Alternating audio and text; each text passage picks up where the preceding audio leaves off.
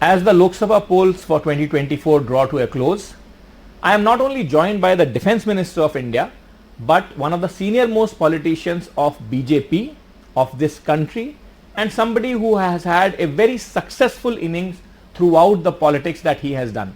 Mr. Rajnath Singh, welcome to NDTV. Thank you very much. Rajnath ji, मैं आपसे सबसे पहले ये सवाल पूछ लूं कि अब चूंकि 90% चुनाव 2024 का पीछे है हमारे, कि जो सबसे पहली बात थी लोगों के दिमाग में इस समय है कि बीजेपी एक तो कितनी सीटें ला रही है, और दूसरी बात ये कि जो आप लोगों का नारा था कि अब की बार 400 पार, वो असल में 400 पार हो रहा है कि नहीं हो रहा है? देखिए, पहले तो मैं स्पष्ट कर दूं कि 400 पार की बात जो हम लोगों ने कही थी, वो हमारा केवल नारा नहीं था, वो हमारा एक संकल्प था जो देशवासियों के समक्ष हम लोगों ने रखा था। अब तक जो 6 चरणों के चुनाव संपन्न हुए हैं और उससे हम सबको जो रुझान अभी तक जो प्राप्त हुई है, उससे हम पूरी तरह से आश्वस्त हैं कि 400 पार के अपने संकल्प को पूरा करने में हम कामयाब होंगे, ऐसा मेरा विश्वास है। आपको लगता है कि जो दक्षिण में आपको रिस्पांस मिल रहा है, उससे जो एक तरह से एक बात या एक मोमेंटम सा बनाने की कोशिश थी, दक्षिण वर्सेस उत्तर का, नॉर्थ वर्सेस साउथ की बात थी, उस बात पे भी इस बार अंत लग जा, इस पूर्ण विराम लग जाना? देखिए, नॉर्थ साउथ डिवाइड की बात अपोजिशन के लोग बहुत पहले से करते रहे हैं, लेकिन मैं समझता हूं कि नॉर्थ साउथ का डिवाइड इस बार पूरी तरह से समाप्त हो गया है। किसी के मन में यह बात नहीं है, क्योंकि हमारे प्राइम मिनिस्टर मोदी जी के प्रति जन सामान्य में विश्वसनीयता बड़ी तेजी के साथ बढ़ी है। भारत की राजनीति में हमारे प्रधानमंत्री ने एक अपनी साख बनाई है, एक अपनी क्रेडिबिलिटी बनाई है। लोगों को भरोसा है कि मोदी जी ऐसे प्राइम मिनिस्टर हैं कि जो वह कहेंगे वह करेंगे, उनके वर्ड्स और उनके डीड्स, इसमें किसी भी सूरत में अंतर नहीं होगा। और प्राइम मिनिस्टर रहते हुए जिस तरीके से उन्होंने देश का स्टेचर इंटरनेशनल कम्युनिटी में बढ़ाने में कामयाबी हासिल की है, इससे भी लोगों के अंदर एक सेंस ऑफ प्राइड, एक गौरव की अनुभूति लोगों को होती है। इकॉनमी का जहां तक प्रश्न है, इकॉनमी की साइज में आपको जानकारी है कि 2004 से लेकर 2014 तक डॉक्टर मनमोहन सिंह जी भारत के प्राइम मिनिस्टर थे, कांग्रेस की गवर्नमेंट थी। उस समय भी हमारा भारत इकॉनमी की साइज के मामले में दुनिया के देशों में वह 11वें स्थान पर खड़ा था।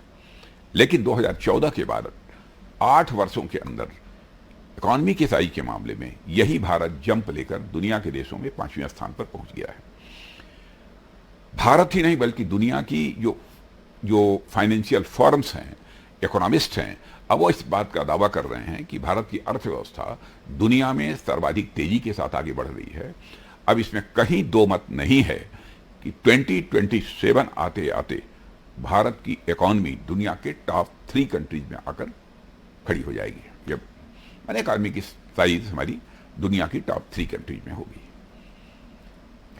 तो इन सब सारी चीजों से जन सामान्य का भरोसा लोगों के अंदर पैदा हुआ है। तीसरा एक मेजर अचीवमेंट यह है कि 25 करोड़ लोग पॉवर्टी लाइन से बाहर हुए हैं मोदी जी के प्राइम मिनिस्टर बनने के बाद। आजाद भारत के इतिहास में किसी भी व्यक्ति के प्राइम मिनिस्टर रहते हुए इतनी बड़ी संख्या में लोग गरीबी की रेखा से बाहर नहीं हुए, जो कामयाबी मोदी जी को हासिल हुई है। देश में जब भी कोई एक मेजर क्राइसिस पैदा हुई है, उस मेजर क्राइसिस को जिस तरीके से खूबसूरती से उन्होंने हैंडल किया है, उसकी भी सराहना केवल भारत में ही नहीं हो रही है, दुनिया के दूसरे देशों में हो रही है। अब आपको मालूम होगा कोरोना की क्राइसिस, उस कोरोना के क्राइसिस को जिस तरीके से हम लोगों ने फेस ही नहीं किया, बल्कि मैं कह सकता हूं उस क्राइसिस पर हम लोगों ने विजय प्राप्त की है। इतनी बड़ी क्राइसिस होने के बावजूद भारत की अर्थव्यवस्था को, भारत की इकॉनमी को हम लोगों ने प्रभावित नहीं होने दिया, उस पर एडवर्स इंपैक्ट ज्यादा नहीं होने पाया, यही स्थिति बनी रही। वैक्सीन लगभग 9 के बराबर थी भारत में।